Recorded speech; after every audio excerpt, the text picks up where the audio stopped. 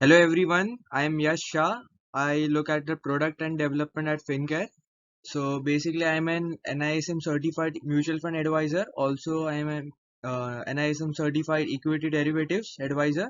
I have done my MBA in financial management from NMIMS. So आज we will be covering the topic of budget 2023 कि ये time budget में क्या क्या चीजें इम्प्लीमेंट हुई है फाइनेंस मिनिस्टर के द्वारा, क्या क्या चीज इंपॉर्टेंट है हमारे लिए. So I have prepared a list of the few of the important things जो आपकी काम का है. ओके, तो हम ये 5 पार्ट में वीडियोस को डिवाइड करेंगे. पहला पार्ट में कि हम समझेंगे कि बजट क्या होता है, क्यों जरूरी है और हमें क्यों उसके ऊपर वॉच करना चाहिए. हम कुछ एक new few important terms explain करूंगा जो आपके डे टू डे लाइफ में काफी यूजफुल रहेगा. ये साल का बजट कौन से चीज पे फोकस था वो चीज को हम समझेंगे. एक इंश्योरेंस सेक्टर को लेके बहुत एक बड़ा न्यूज आया था जिसकी वजह से स्टॉक्स 10 15 12 10 15 20% डाउन थे. और टैक्सेशन में क्या चेंजेस आया उसके ऊपर we will have a go through, और हम एक लाइव एग्जांपल के साथ समझेंगे कि ओल्ड टैक्स रेजिम और न्यू टैक्स रेजिम में कौन सा ज्यादा बेनिफिशियल रहेगा. सो बेसिकली बजट होता क्या है, ओके, और कैसे काम करता है. तो आप आपके फैमिली में ये बचपन से देखते आ रहे हो. Just to give you an example, आपके मॉम डैड शायद महीने के एंड में कैलकुलेशंस लेके करते रहेंगे रिगार्डिंग कि ये मंथ में लाइट बिल कितना था, गैस बिल कितना था, आपका शॉपिंग और ग्रोसरीज में कितना पैसा है, क्या आपने घर में कोई खर्चा किया तो उसके ऊपर कितना एक्सपेंस हुआ. So this is all your expenses, right. तो इसका एक टोटल एडिशन होएगा और आपका इनकम कितना हुआ, income in in source of salary. आपको एफडी से कोई इंटरेस्ट आया या आपका किसी से कुछ पैसा लेना था वहां से इनकम आया. So overall that is your total income. So total income और एक्सपेंस ये चीज को अगर आप कैलकुलेट करते हो and you right in the form of paper, एक टेबुलर फॉर्म में, तो आप बजट बना रहे हो बेसिकली क्या क्या इनकम था, क्या एक्सपेंस था, और आप नेक्स्ट मंथ के भी प्लान करते हो, राइट. सिमिलरली इंडिया के लिए भी फाइनेंस मिनिस्टर जो है हमारे वो बजट प्रेजेंट करते हैं एवरी ईयर. ओके, अभी बजट में क्या होता है, गवर्नमेंट अपना रेवेन्यू और expenditure for that particular financial year discuss करता है. ओके, कि गवर्नमेंट के इनकम और एक्सपेंस क्या रहने वाले हैं in the upcoming financial year. Government के इनकम सोर्सेज क्या है, major is there direct and indirect taxes, right. Direct taxes मतलब जो मैं आप और मैं आईटीआर फाइल करते हैं वो हो गया. इनडायरेक्ट टैक्सेस क्या हो गया, आप मूवी देखने गए, वहां पे आपने टिकट खरीदा, वहां पे आपको सीजीएसटी एसजीएसटी लगा, तो वो वाला जो टैक्स गवर्नमेंट को गया वो हो गया इनडायरेक्ट टैक्स. ओके, सो ये एक मेजर रेवेन्यू सोर्स है. गवर्नमेंट ने कोई भी कंपनीज में इन्वेस्ट किया रहेगा तो वहां से डिविडेंड आया रहेगा, वो एक इनकम सोर्स है. आपका जो चलान कटता है बाइक्स का, आपका और दूसरा भी जो फीस है आप मान सकते हो, लाइसेंस फी हो गया गवर्नमेंट का, और जो भी चार्जेस रहेगा वहां से एक इनकम सोर्स हो गया, एक्सेट्रा एक्सेट्रा. और एक्सपेंस क्या हो सकता है, रोड डेवलपमेंट में गवर्नमेंट ने कुछ डाला, टैक्स पेयर आपके पेंशन में गया पैसा, सैलरीज ऑफ गवर्नमेंट एम्प्लॉयज में क्या, आपने किसान और वो सबको राशन और वो सब में देने में क्या, कुछ सब्सिडी के लिए इम्प्लीमेंट किया उधर उधर गया, एक्सेट्रा. सो ऐसे बहुत सारे इनकम भी सोर्स है, बहुत सारे रेवेन्यू के भी सोर्स है. तो उसके ऊपर गवर्नमेंट क्या करता है, जैसे आप आपके पेन और पेपर से करते हो वैसे मॉम डैड जैसे करते हैं आपके, वैसे फाइनेंस मिनिस्टर इंडिया के लिए करता है बेसिकली. ओके, तो इसके बारे में और डिटेल में जानेंगे कि ये साल के बजट में कौन से चीजों के ऊपर मेजर फोकस रहा था गवर्नमेंट का. सो गवर्नमेंट ने ये चीज पे फोकस किया था कि ये आने वाले साल में रेवेन्यू क्या रहने वाला है, उनका एक्सपेंस क्या है, कौन से सेक्टर में they will be heavily investing in, because कुछ पैसा के थ्रू आपको सेक्टर में इन्वेस्ट करना ही पड़ता है. उसका रीजन क्या है, बिकॉज वो ओवरऑल क्या करता है, आपका जीटीपी, आपके जो कंट्री है वहाँ पे मनी फ्लो बढ़ा देता है. अगर इसका एक एग्जांपल दूं, गवर्नमेंट ने रिसेंटली इंफ्रास्ट्रक्चर में बहुत पैसा डाला था, बिल्डिंग्स रोड डेवलपमेंट में पैसा डाला, राइट. अभी रोड डेवलपमेंट के लिए उन्होंने एलएनटी को कॉन्ट्रैक्ट दिया. एलएनटी एक इंडियन फर्म है, राइट. अभी एलएनटी क्या करेगा, उसके लिए हायर करेगा स्टाफ्स, राइट. उसके लिए सीमेंट खरीदेगा, उसके लिए पेंट्स खरीदेगा जो रोड पे रह सकता है, बहुत सारे केमिकल्स खरीदेगा. तो एक इंडस्ट्री के जरिए उसने 4 इंडस्ट्री का बिजनेस बढ़ाया, राइट. वहां पे 4 इंडस्ट्री में पैसे का रोलिंग होना स्टार्ट हुआ. So government investments play a major role in contributing to the GDP. ये बजट में जो नॉर्मल जो जनता था जिनका 5 से 10 लाख के ब्रैकेट में ज्यादा तक आता है, उनके लिए टैक्सेशन में चेंजेस किया था और रिफॉर्म्स आया था, थोड़ा रिलीफ आया है. और फिजिकल कंसोलिडेशन में मेजर फोकस रहा है. तो वो टर्म्स को हम डिटेल में समझेंगे आने वाले स्लाइड्स में. So expenditure, okay, expenditure basically means expense. Okay, so इसके भी दो टाइप होता है, एक होता है कैपिटल एक्सपेंडिचर, एक होता है रेवेन्यू एक्सपेंडिचर. अगर मैं आपके घर के एग्जांपल के साथ इसको एक्सप्लेन करूं, आपने घर में पेंट किया, आपने घर में टाइल्स बदला, रेनोवेशन किया, that will be a one time expense बहुत सालों में, 5-10 साल, 20 साल, 30 साल में शायद आप एक बार ऐसा बड़ा खर्चा करोगे। That is a capital expenditure, आपने घर में केपेक्स किया। अभी रेवेन्यू रेवेन्यू एक्सपेंडिचर क्या होएगा, आपका जो डे टू डे लाइफ में है, जो आपका एक्सपेंस हो रहा है, जैसे ग्रोसरीज हो गया, आपने कोई चीज में खर्चा कर दिया, कुछ खरीदा आपने या खाने पीने पे खरीदा, तो that is a revenue expense. So ये दो टाइप का नॉर्मली एक्सपेंस होता है। सिमिलरली गवर्नमेंट का भी कैपिटल एक्सपेंडिचर और रेवेन्यू एक्सपेंडिचर होता है। सो आपने ये इस साल सुना रहेगा कि गवर्नमेंट ने लास्ट ईयर के कंपैरिजन में 33% से ज्यादा कैपिटल एक्सपेंडिचर करने के लिए बोला है। कैपिटल एक्सपेंडिचर गवर्नमेंट के एंड से क्या हो सकता है, जैसे एयरपोर्ट्स डेवलप किया, कुछ रोड्स डेवलप किया, कुछ रेलवेज के लिए पैसा एलोकेट किया, रेलवेज डेवलप किया, that will B one time cost, right? आप एवरी टाइम तो नहीं डेवलप करने वाले हो ये चीज, करेक्ट? सो फिजिकल कंसोलिडेशन, जैसे एक फर्म को अपने डे टू डे लाइफ में, day to day business operations में स्पेंड करना पड़ता है on an number of things. जैसे आप मान सकते हो टिश्यू पेपर्स हो गया, स्टाफ के कुछ क्लीनिंग के लिए हो गया डे टू डे में, या आप मान सकते हो कि कुछ फूड्स एंड सर्विसेज प्रोवाइड कर रहा है, उसमें हो सकता है। सिमिलरली गवर्नमेंट को भी अपने डे टू डे इकोनॉमी के स्ट्रक्चर में स्पेंड करना पड़ता है ऑन द इकोनॉमी। गवर्नमेंट का स्पेंडिंग कैसे होता है, जैसे रोड डेवलप होना हो सकता है, कोई बिल्डिंग डेवलपमेंट में हो सकता है, या पाइपलाइन डेवलपमेंट हो सकता है, an number of factors. Because ये डेवलप करते हैं तो इनडायरेक्टली एक सेक्टर रिवाइव करता है दूसरे 4 से 5 सेक्टर को। जैसे मैंने बताया, अगर L&T एक बिल्डिंग, रेसिडेंशियल बिल्डिंग डेवलप करता है, तो रेसिडेंशियल बिल्डिंग में ना नॉट ओनली पेंट्स का यूज होएगा घर में, नॉट आपको सीमेंट का यूज लगेगा, आपको रेती का यूज लगेगा, आपको आपके टाइल्स का यूज लगेगा, कारपेंटर्स का यूज लगेगा, इंटीरियर डिजाइनर का यूज लगेगा, वायरिंग का लगेगा। तो एक इंडस्ट्री के थ्रू हमने 7 इंडस्ट्री में पैसा का रोलिंग किया, 7 इंडस्ट्री को रिवाइव किया, 7 इंडस्ट्री में जॉब्स प्रोड्यूस किया, राइट? सिमिलरली गवर्नमेंट का भी यही रहता है, वो अपने डे टू डे जॉब में, अगर day to day economical structure में अगर इन्वेस्ट करते हैं, तो क्या होता है, ईज ऑफ डूइंग बिजनेस होता है, राइट? आपका growth and welfare of people भी। और स्मॉलर रीजन्स में अगर गवर्नमेंट रोड डेवलप करता है, तो वहाँ पे फैक्ट्रीज आती है, कंपनीज आएगी, तो लोगों का जॉब्स हायर होएगा, वहाँ पे लोगों का इनकम स्टार्ट होता है, जो शायद पहले ना था। अभी हिंदुस्तानी यूनिलीवर अगर कहता है कि गवर्नमेंट जब भी कोई रोड डेवलप करता है 5,000 10,000 किलोमीटर का, मेरे को सबसे ज्यादा खुशी होती है। उसका रीजन की वो बोलता है कि मेरा सेल्स 5 से 10 टके से बढ़ जाता है। बिकॉज रोड डेवलप होता है तो वहाँ पे शॉप्स आती है, तो वहाँ पे वो हिंदुस्तान यूनिलीवर के प्रोडक्ट्स, बिस्किट्स, वो सब रखेंगे, राइट? तो उनका सेल बढ़ जाता है। इनडायरेक्टली गवर्नमेंट ही उनको हेल्प कर रहा है उनका बिजनेस बढ़ाने के लिए, right? So this is one way. अभी फिस्कल डेफिसिट क्या होता है, जैसे आपके घर में आपने माना कि ये साल, ये मंथ में आपके घर पे खर्चा ज्यादा हुआ, आपकी अर्निंग कम थी, राइट? तो आप बोलोगे आपके घर पे डेफिसिट हुआ ये टाइम पे। सिमिलरली फिस्कल डेफिसिट किसको बोलोगे, अगर गवर्नमेंट का इनकम सोर्स थोड़ा कम है लेकिन एक्सपेंस ज्यादा है। सो अगर इनकम माइनस एक्सपेंस करने पे अगर वो नंबर ज्यादा नेगेटिव आ रहा है, तो उसका मतलब बोलेंगे हम फिस्कल डेफिसिट है, ओके? अभी ये फिस्कल डेफिसिट अगर होता है, तो मान लीजिए गवर्नमेंट का 100 करोड़ रुपए का अगर स्पेंडिंग हो रहा है, ओके, लेकिन 80 करोड़ का इनकम है, वो 20 करोड़ रुपए कहाँ से आएगा? गवर्नमेंट वो 20 करोड़ रुपए लोन रहेगी। लोन कहाँ से लेंगे? थ्रू एक्सटर्नल बैंक्स हो सकता है, बाय इशूइंग बॉन्ड हो सकता है, एक्सेट्रा एक्सेट्रा, बहुत सारे सोर्सेस है। सो गवर्नमेंट का यही फोकस है कि हम ये फिजिकल डेफिसिट को कम करते जाएंगे, जो कि कर भी रहे हैं इन द पास्ट ईयर्स, लेकिन इन फ्यूचर में भी और भी होने वाला है, okay? So the process of reducing physical deficit is called physical consolidation. अभी ये एक one of the methods government ने बोला है कि हम डाइवेस्टमेंट करेंगे। अभी गवर्नमेंट के पास बहुत सारे स्टेक्स होते हैं कंपनीज में, राइट? तो वो स्टेक में से कुछ अमाउंट बेच देंगे, उसमें से टोटल इन्होंने टारगेट रखा है 51,000 करोड़ का। सो ये एक वे में से क्या होएगा, जो मैंने बताया, अगर गवर्नमेंट का 100 करोड़ का स्पेंडिंग है, 20 करोड़ रुपया, मान लीजिए 80 करोड़ का इनकम है, तो 20 करोड़ रुपया शॉर्टफॉल है, राइट? सो ये 51,000 क्या बोल रहा है कि मैं डाइवर्समेंट टारगेट रख रहा हूँ, तो 20 करोड़ रुपया मैं ये वाले जगह से ले लूंगा, right? This is physical consolidation, reduction of physical deficit.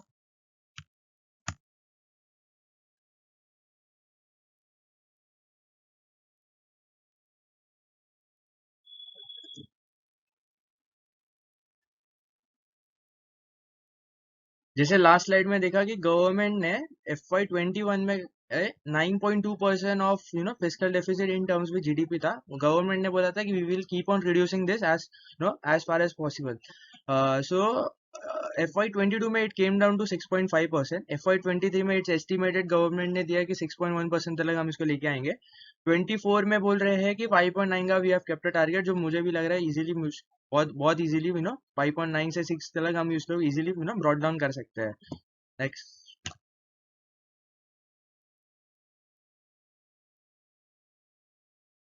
कुछ स्लाइड पहले हमने देखा था, मैंने कहा था दो टाइप के एक्सपेंडिचर होते हैं, एक होता है कैपिटल एक्सपेंडिचर, एक होता है नॉर्मल एक्सपेंडिचर, राइट, जो आपके डे टू डे लाइफ में होता है, रेवेन्यू एक्सपेंडिचर जिसको हम कहते हैं।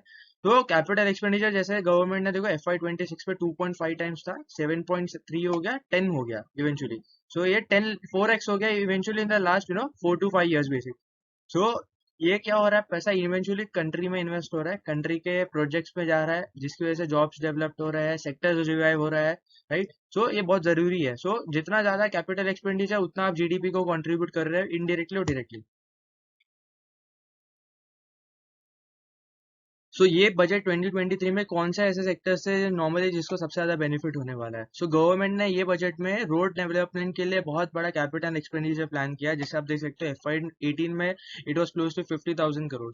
अभी ये नंबर इफ आप देखोगे it's close to 1.87 thousand crore, सोचिए 1.87 thousand crore. So approximately 3 to 4x ज्यादा इन्होंने गवर्नमेंट ने ये बजट में स्पेंड करने के लिए किया है।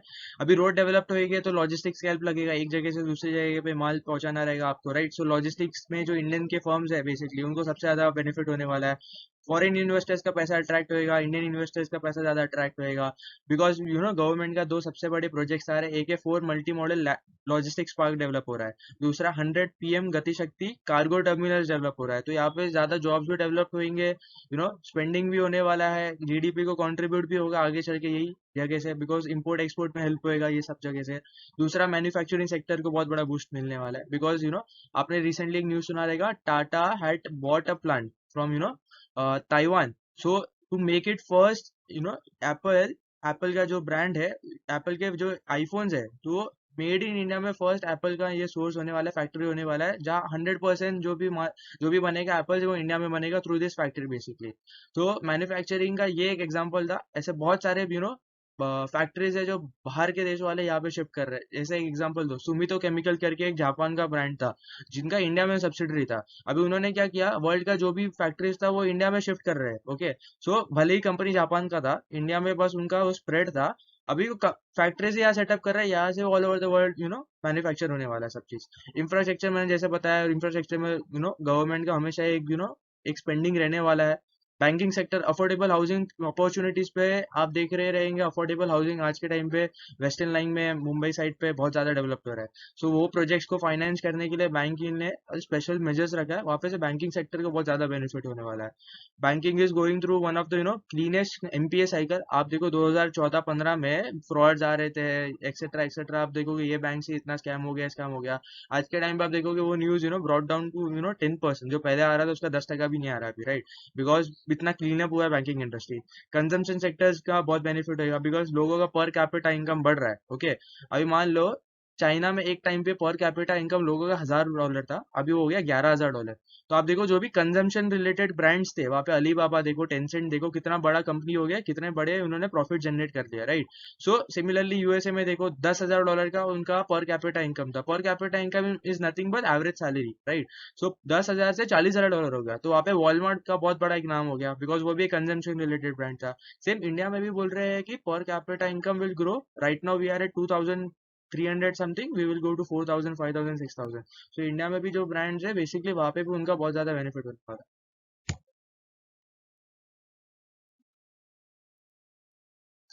सो ये बजट में गो फाइनेंस मिनिस्टर ने एक इंश्योरेंस के रिलेटेड एक न्यूज पब्लिश किया। जैसे उन्होंने एक अनाउंसमेंट किया, वो न्यूज आते ही लाइफ इंश्योरेंस के स्टॉक्स अराउंड 15-20% गिर गए थे। एचडीएफसी लाइफ ले लो, आप कोई भी दूसरे भी life insurance, SBI life, ICICI Lombard, सब 10 से 15% गिर गए थे। इसका रीजन क्या था?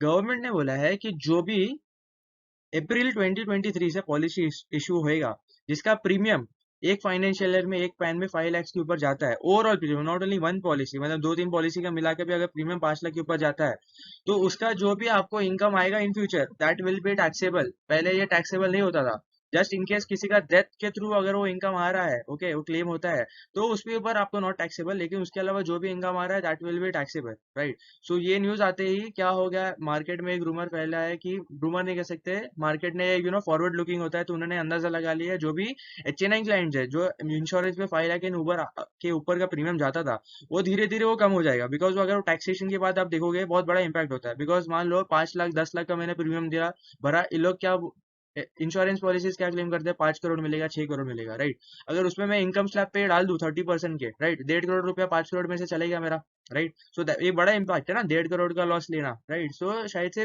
पॉलिसीज में अभी इंश्योरेंस के बिजनेस पे इफेक्ट आएगा। एचडीएफसी लाइफ ने तो क्लियरली बोल भी दिया है कि ये जो न्यूज है इसकी वजह से उनका जो सेल्स है, top line will be affected by reduce by 10%, 10% से अफेक्ट होएगा, और जो बॉटम लाइन है प्रॉफिट, वहां पे उनको सीधा 5% का अफेक्ट होएगा। अभी आईसीआईसीआई लोम्बार्ड ने बोला कि उनका 5 लाख के ऊपर जो प्रीमियम था वो सिर्फ 6% ऑफ ओवरऑल था, 100% में से 6% बिजनेस 5 लाख के ऊपर वाले प्रीमियम के क्लाइंट्स के थ्रू आ रहा था, तो उनको ज्यादा इफेक्ट नहीं होगा। सिमिलरली एसबीआई लाइफ बोल रहा है कि मेरा तो सिर्फ 2% ऑफ ऑर्डर बुक था, तो उनको तो और भी मिनिमम इम्पैक्ट होने वाला है। सबसे ज्यादा एचडीएफसी लाइफ का इम्पैक्ट आया था, उसकी वजह से वो गिरा भी सबसे ज्यादा था। सो अपकमिंग टाइम में हमें एक आइडिया आएगा कि ये न्यूज कितना इम्पैक्ट करता है या नहीं करता है। So we will keep a watch on this.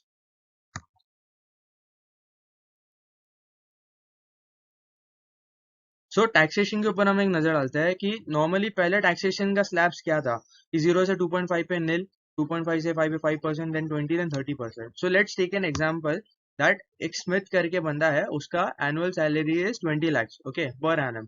तो अगर उसका ओल्ड स्लैब के हिसाब से टैक्सेशन निकालू, assuming there is no deduction, assuming, ताकि सिंप्लीफाई हो जाए कैलकुलेशन। मैं पहले 5 लाख पे मैं 2.5 लाख भरता, मैं पहले 2.5 लाख पे 5% भरता, राइट। इसका मीनिंग क्या है, 0 से 2.5 लाख पे तो मैं नील भरूंगा, राइट। लेकिन जो 2.5 से 5 लाख के बीच का मेरा इनकम है उसके ऊपर मैं 5% भरूंगा।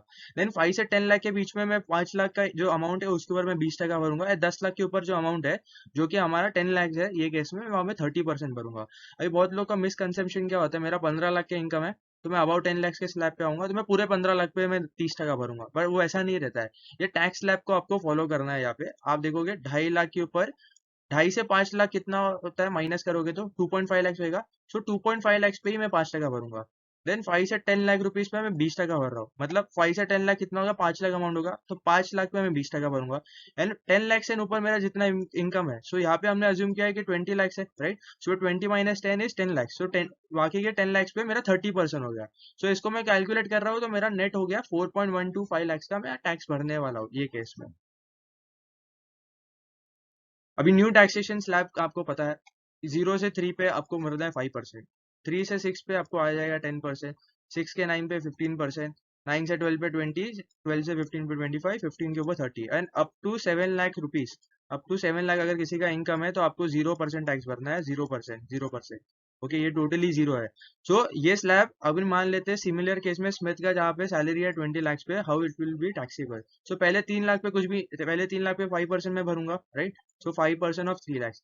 फिर नेक्स्ट 3 lakhs पे मैं 10% भरूंगा, सो हो गया 10 lakhs। सो नेक्स्ट 3 lakhs में 15 भरूंगा, 15 हो गया। फिर मैं नेक्स्ट नेक्स्ट 3 पे 20, नेक्स्ट 3 पे मैं 25, एंड देन लास्ट जो अपना 5 lakhs रुपीज बच रहा है, ओके, उसके ऊपर मैं 30 भरूंगा। तो इन शॉर्ट मेरा आप टैक्स देखोगे जो कि हो जाएगा 3 lakhs ओनली। लास्ट केस में मेरा था अबाउ 4 lakhs समथिंग, राइट। यहाँ पे मैं भर रहा हूँ 3, तो मोटा मोटी आपका, आप डिफरेंस देखोगे तो 1 लाख के आसपास वो आप टैक्स बचा रहे हो। So this is a big boost.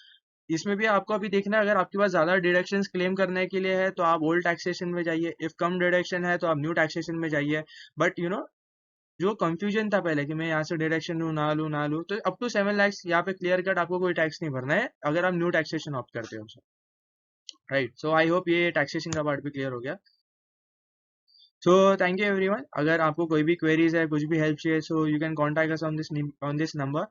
कुछ भी आपको क्वेरीज है, यू कैन, इफ नंबर पे रीचेबल नहीं है तो you can contact us on email also. Okay, thank you so much.